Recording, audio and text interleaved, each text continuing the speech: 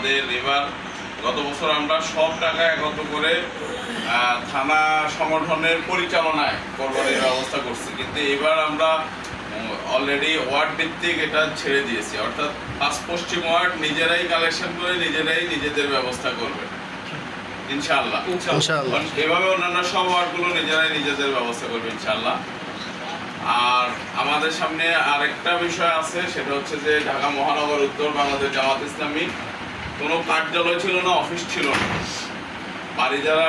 বারিজারা যে ব্লকে নতুন বাজার একদম মেইন রোডে বাংলাদেশ জামাত ইসলামী একটা অফিস নিয়েছে 5 কাঠার উপরে G+6 অর্থাৎ 7 তলা একটা বিল্ডিং, এবং সেখানে অলরেডি অফিস শুরু করছে।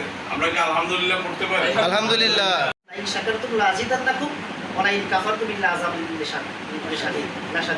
যে যদি তুমি তোমাকে যে রিজিক দেওয়া হয় সেটা যদি শুকরিয়া আদায় করো তাহলে রিজিক কি করে দিবে?